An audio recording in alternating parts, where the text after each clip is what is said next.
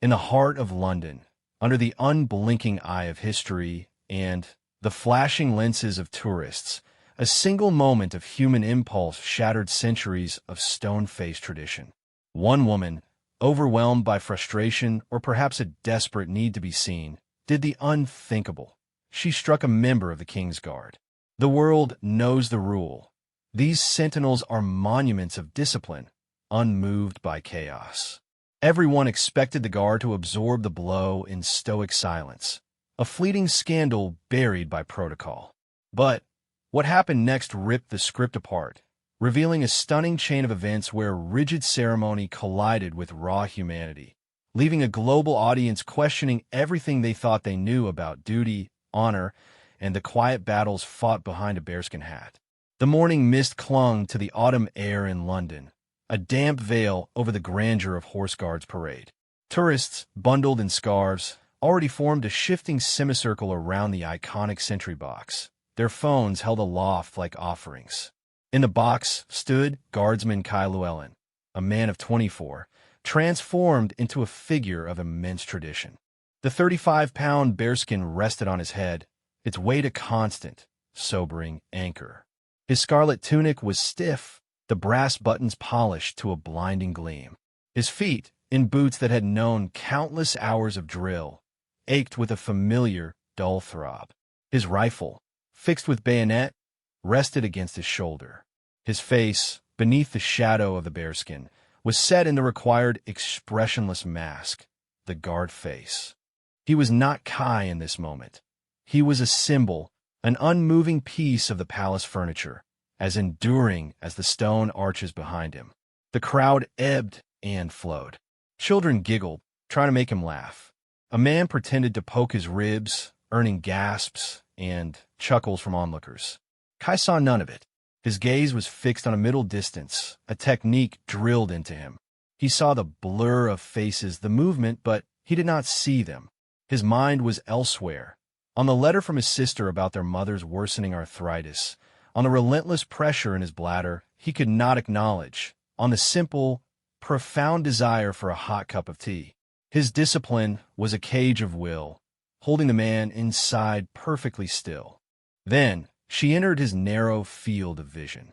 A woman in her late 30s with a frayed blue backpack and an expression of simmering irritation. She was trying to maneuver for a photo, but the crowd was thick. Her companions, two friends who seemed equally flustered, were speaking loudly in a language Kai didn't understand. For a good 15 minutes, he was aware of her agitation growing. She'd been jostled. Her phone battery was dying. The classic London drizzle began again, a fine cold spray. It was the kind of cumulative, petty misery that wears down a person's civility. Kai watched, internally detached, as the woman's frustration boiled over. It was not directed at him at first, but at the situation, the rain, the crowd. Then, her eyes locked onto his unmoving form. He represented, in that moment, everything that was immovable, unfeeling, and obstructive in her difficult day. She shouted something at him, her voice sharp and lost in the crowd's noise. He remained, as ever, a statue.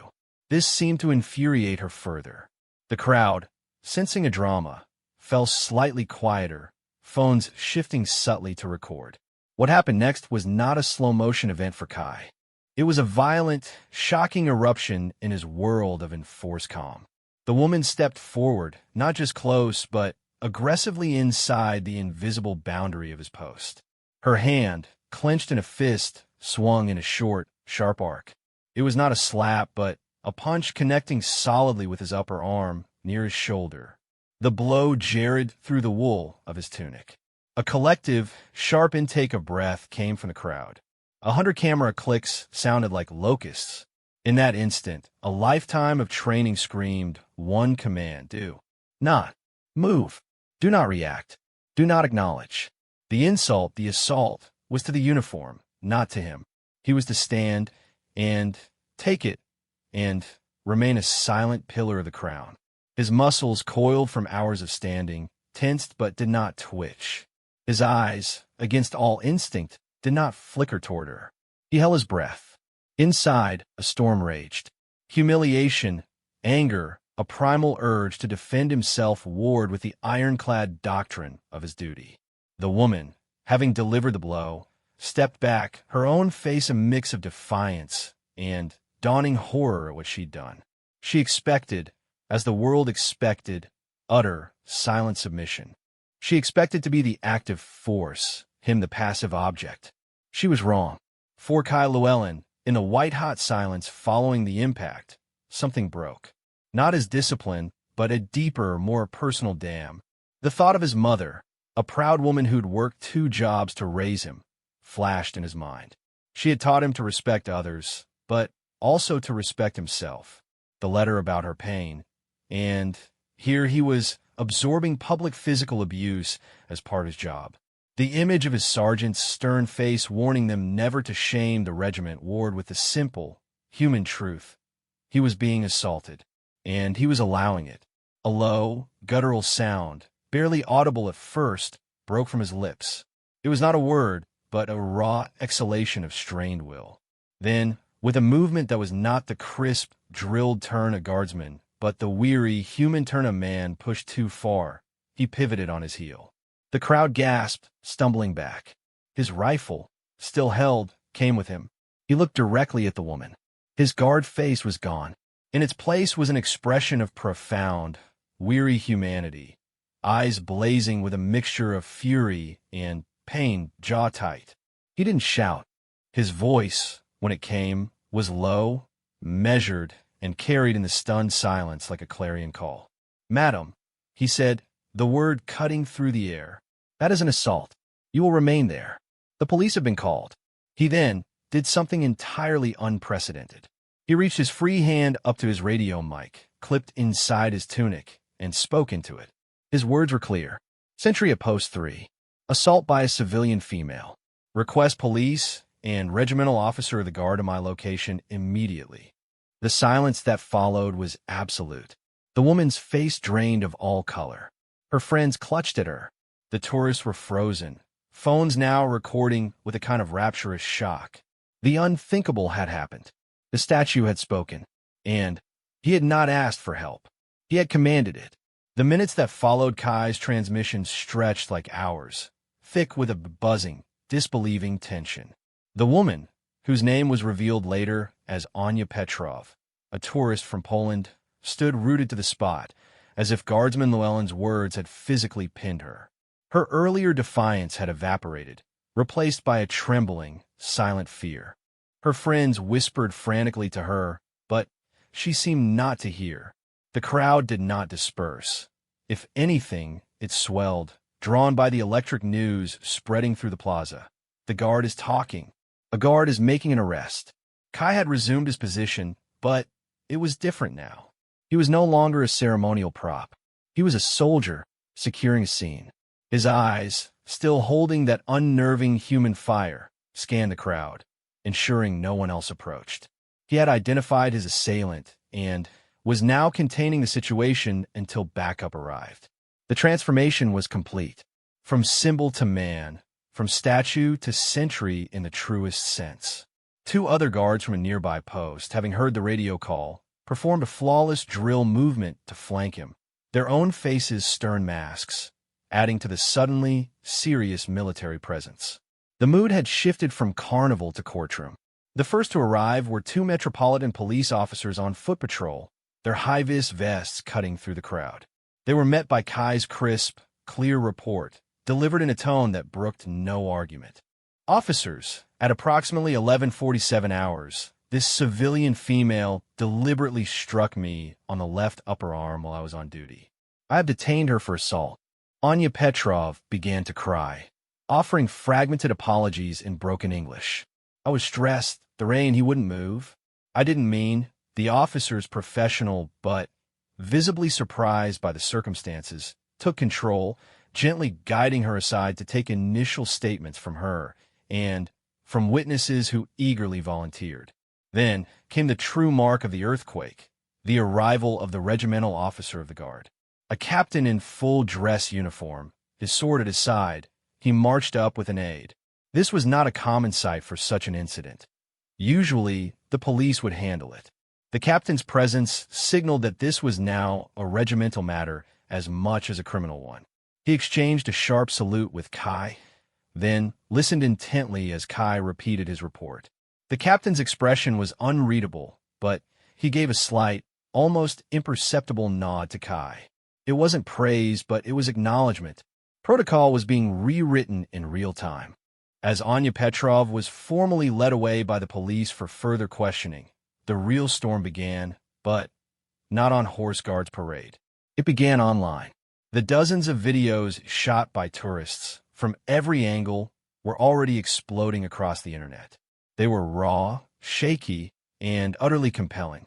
The hashtag Speaking Guard began trending within 30 minutes. The world was divided passionately and loudly. One camp hailed Kai as a hero.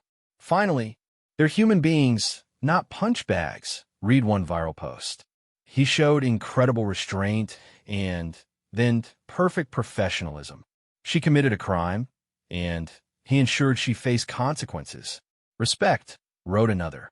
Support poured in from serving and former military personnel, understanding the profound line that had been crossed. The narrative of the quiet guard who stood up for himself was powerful. The other camp was horrified. He broke centuries of tradition. He's a disgrace to the uniform, critics thundered. His job is to be impassive. If he can't handle it, he shouldn't wear the bearskin. Traditionalists and many media pundits framed it as a collapse of discipline, a dangerous surrender to modern touchiness. The woman, Anya, was painted by some as a stressed tourist who made a mistake, now being crucified by an overzealous soldier. The British Army, and the Household Division specifically, was thrust into a crisis it had never trained for. Press officers scrambled. Senior officers huddled in urgent meetings. The silent, stoic response was no longer an option. The guard had spoken, and now the institution had to as well. Late that evening, a brief, carefully worded initial statement was released. We are aware of an incident involving a member of the King's Guard at Horse Guards Parade today. The matter is now with the police. It would be inappropriate to comment further at this time. The statement satisfied no one. Behind the scenes, Kai Llewellyn was in a world of his own. After being formally relieved of his post, he was debriefed for hours. He was not reprimanded. Not yet. The questions were detailed, probing his state of mind, his training, his exact actions. He was exhausted, his arm throbbed where he'd been struck, but his resolve was steel. He simply stated, again and again, I was assaulted. I followed the procedure for securing the scene and requesting the appropriate authorities. He was given a temporary assignment off public duties. He returned to barracks, to the silent, heavy atmosphere of his fellow guards. Some clapped him on the back when sergeants weren't looking. Others avoided his gaze, uneasy at the seismic change he'd triggered. That night, alone in his bunk, the adrenaline finally gone, the doubt crept in. Had he ruined his career? Had he dishonored the very regiment he loved? He thought of his mother, and knew she would be worried sick if she saw the news. He pulled out his phone, saw the countless notifications, and put it away, feeling more alone than he ever had on sentry duty. The following days were a relentless whirlwind. The story refused to die. Major news networks dissected the video frame by frame. Legal experts debated the charges, common assault versus actual bodily harm. Talk shows hosted debates between military historians, etiquette experts, and veterans. The narrative deepened. Reporters dug into Anya Petrov's life, finding a divorced mother who worked as a nurse, who had saved for years for this London trip, a woman described by neighbors as normally kind but prone to anxiety under stress. She was not a monster, but a flawed person who had snapped under pressure. This complexity muddied the waters of public sympathy. Simultaneously, Kai's background began to emerge. His Welsh roots, his family's proud working-class history, his record as a dedicated, exemplary soldier. Stories from other guardsmen began to leak, not officially, but in whispers to the press. Tales of previous, unpublicized assaults, tourists pulling at their uniforms, throwing objects, screaming obscenities in their faces, one guard having his ankle deliberately kicked to try to make him fall. A secret history of silent abuse endured by these men came to light. The public started to see the bearskin not just as a symbol of tradition, but as a helmet worn by a young man facing a daily, unspoken gauntlet. The Army's internal investigation concluded with startling speed. The pressure for a resolution was immense. 4 days after the incident, a second, more definitive statement was issued from the Ministry of Defense. It read, in part, "The Household Division has concluded its review of the incident at Horse Guards Parade. Guardsmen are trained to display absolute discipline and forbearance in the face of extreme provocation. However, they are also soldiers of the British Army and citizens of the United Kingdom with the same right to protection from assault as any other person. While the primary protocol remains non-engagement, the action taken by Guardsman Llewellyn in requesting immediate police support following a clear physical assault is deemed a proportionate and correct response to a criminal act. His subsequent actions were in line with maintaining security at his post. It was a monumental shift. They had backed him. Not fully, not with fanfare, but they had validated his core action. He would not be disciplined. The statement was a delicate tightrope walk, upholding tradition while quietly acknowledging the humanity beneath the uniform. For the traditionalists, it was a betrayal. For the modernists, a victory, but a cautious one. For Kai, the statement brought a wave of relief, but no peace. He was returned to duties, but not to a high-profile public post. He was assigned to less visible guard mounts, and his life in barracks became strained. He was now a symbol himself, a divisive one. To some comrades, he was a trailblazer who'd stood up for them all. To others, a troublemaker who'd made their lives harder, inviting more scrutiny and potentially encouraging more people to test their reactions.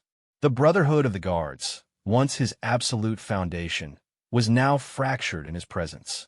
Anya Petrov's legal fate was swiftly decided. Facing the undeniable evidence and a Crown Prosecution Service eager to set a public example, she was advised to plead guilty. At her hearing, she did so, offering a tearful, public apology to Kai and the Army. She was sentenced to a fine and a 12-month community order.